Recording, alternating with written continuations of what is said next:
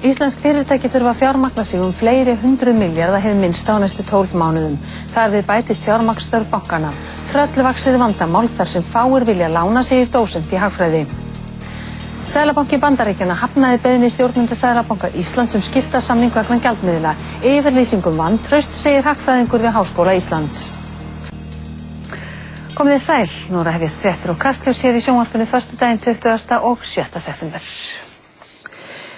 Stærstu íslensku fyrirtækin þurfa að endurfjármagna sig að minnstakosti 600 milljarða króna á næstu 12 mánuðum og þá fjármagnsþörf bankana ekki reiknuð með. Dósent í hagfræði við Háskóla Íslands segir vandamálið vera tröllvaxið. Skammtímaskuldir félagana sem greiða þarf upp á næstu 12 mánuðum nema tæpum 600 milljörðum króna. Ef einhverjum tækist að útvega þessa upphæð og leysa hana út í 1000 köllum og raða þeim í einfalda röð, þá næði sá borði 67 sinnum hringinn í kringum Ísland eftir þjóðvegi númer 1. Sami borði myndi ná það bil 2 sinnum hringinn í kringum jörðina. Já, það nú enginn sem getur dregið upp úr hatti einmitt núna en maður lítur auðvitað að vona að ástandið skáni á alþjóðlegum fjármálamörkuðum og sérstaklega aðgengi íslenska bankakerfisins að erlendum lánamörkuðum batni á næstu mánuðum. Það gerist ekki nema ró færist yfir alþjóðlega fjármálamarkaði og það komi ekki mjög slæmar fréttir frá Íslandi sem fæli fjárfesta frá landinu í enn ríkara mæli en nú þegar orðið. Stoðir sem áður hét FL Group eitt þeirra rekstrarfélaga sem þarf á mestri endurfjármögnun að halda. Það rúmum 120 milljörðum á næstu 12 mánuðum. Talsmaður Stoða segir vaxtaberandi skuldir Stoða sem komi til gjalddaga næstu 12 mánuði nema 69 milljörðum króna. Hluti skuldana verði greiddur niður samhliða sölu eigna.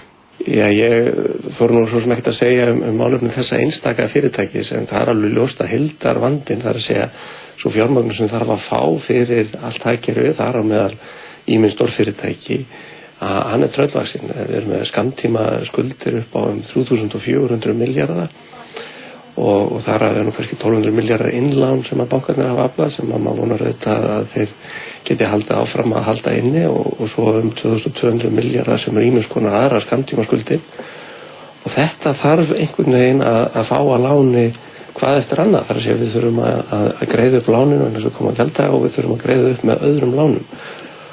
Og það horfir ekkert mjög vel með ný lána að þá þetta óneitanlega ansi erfitt viðfangsefni en það svo sem ekki ennþá útsýð með það hvort að okkur takist þetta. Það getur nú svo sem vel verið að þetta verði yfirstíganlegt vandamál, maður verður bara að vona hið besta.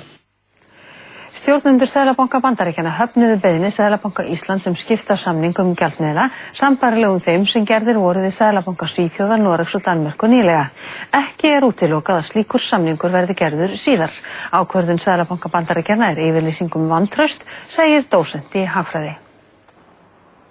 Stjórnendur Seðlabanka Íslands hafa undanfarna daga verið þögulur þetta mál. Sú þögn var rofin í dag með tilkynningu frá bankanum þar sem fram kemur að viðræður hafi staðið yfir að undanförnu við stjórnendur Seðlabanka Bandaríkjanna. Ja, þessi samningar komu til vegna þess að það skapaðist bráða skortur á bandaríkjadölum á millibankamörkuðum þessara landa sem bandaríski Seðlabankinn gerði skiptasamningana við og hann var af því tagi að bandaríski Seðlabankinn taldi sig greinilega hagsmuna því að hjálpa til við að leysa þann vanda. Seðlabanki Bandaríkjanna taldi hins vegar hvorki ástæður né efni til að gera á þessu stigi samninga við Seðlabanka Íslands. Sóttustu eftir að fá svona samning? Já, við höfum átt viðræður við Seðlabanka Bandaríkjanna lengi ýmsa hluti og meðal annars þessa og eins og segir í tilkynningunni í dag þá ekki útilokað að einhverju stigi verði gerður samningur við hann. Þannig að þið vilduð fá svona samning? Já, við teljum það að það veri heppilegra fyrir okkur að fleiri en færri, já, því ekki að neita. En slíkur samningur gerður á tíma sem að báðum aðrum hendar. Gylfi Magnússon, dósent í hagfræði við Háskóla Íslands, sagði fyrir í dag að skýringarnar af þessu hefðu mögulega geta verið tvær. Annars vegar að stjórnendum Seðlabanka Íslands hafi ekki dottið þessi möguleiki í hug. Ein skýringin sem kemur greina nú eiginlega ennþá verri að við höfum reynt en farið bónleið til búðar sem að væri alveg afleitt niðurstaða því þá væri lagi eiginlega fyrir að menn hefðu lítið traust á Íslandingum. Sameining Landsbankans og Straums er í burðarliðnum. Sameiningin yrði mjög hagkvæm þar sem samlegðar áhrif nýs félags yrðu mikil að mati talsmanna. Líklegt þykir að starfsmönnum verði fækkað í kjölfar sameiningar. Samson Properties eru leiðandi eigendur í Landsbankanum og Straumi sem auðveldar þær samningaviðræður sem staðið hafa yfir. Björgólfur Guðmundsson er formaður bankaráðs Landsbankans og sonur hans, Björgólfur Tór Björgólfsson, er stjórnarformaður Straums. Heimildarmenn fréttastofu innan bankana vilja þó ekki viðurkenna neinar formlegar viðræður séu hafnar.